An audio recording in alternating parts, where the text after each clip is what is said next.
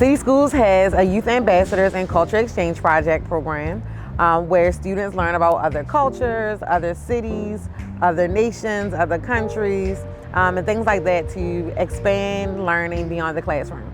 With the Youth Ambassador program, one of our biggest funders and supporters has been the Hewlett Foundation. They ask for our students to be able to come out and meet the board members so that way that they could talk to them about their experience as Baltimore City Public School students. So that's what we did. We hopped on a plane to California.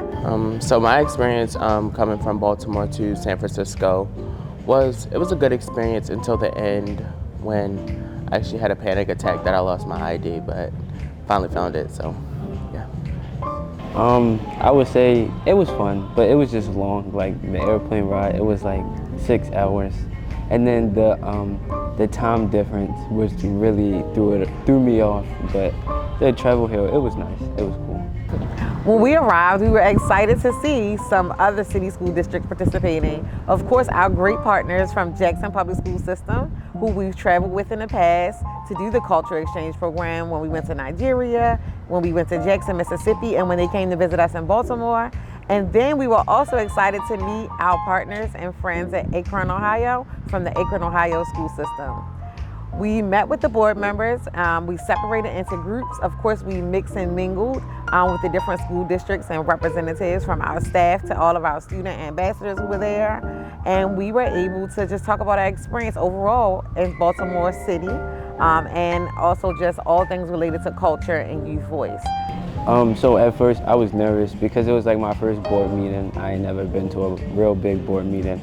But it felt good to open up and tell them how I felt about our schools and how they can change that. It was a good experience because not only were we able to express our opinions and give our ideas to people who sponsor and help fund our programs that's going on within Baltimore City District, but being able to thank them for what they do and being able to see how hard people are actually out here trying to work to make our education better, and just being able to, connect with those people, because some districts don't even have those opportunities to be able to connect with people who sponsor them or fund them. It's just like they're given this funding and then that's it. But being able to show that, be there with them, and give them thanks for what all they do for us.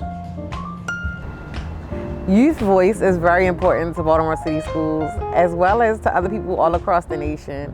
As we can see, that it's been something very important to the Hewlett Foundation.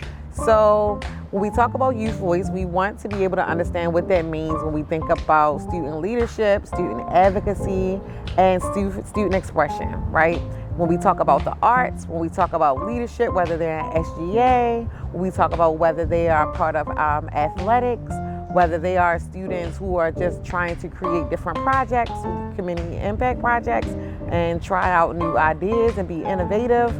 That's what youth voice looks like to us, and that's what we went to talk with the Hewlett Foundation's board members and team about as we visited in California.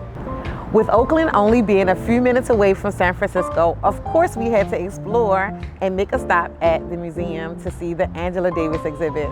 The exhibit was amazing, especially because one, it's Women's History Month, and then second, it's because there's an exhibit talking about voice, of course, talking about youth justice, talking about incarceration, talking about what all of those things look like, and of course what college and voice looks like from being a young adult to then being an adult, and what it looks like throughout history.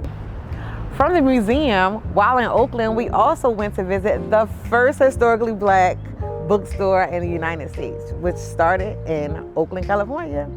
We opened the doors and it was just such an amazing experience. I've never seen so many students excited about books.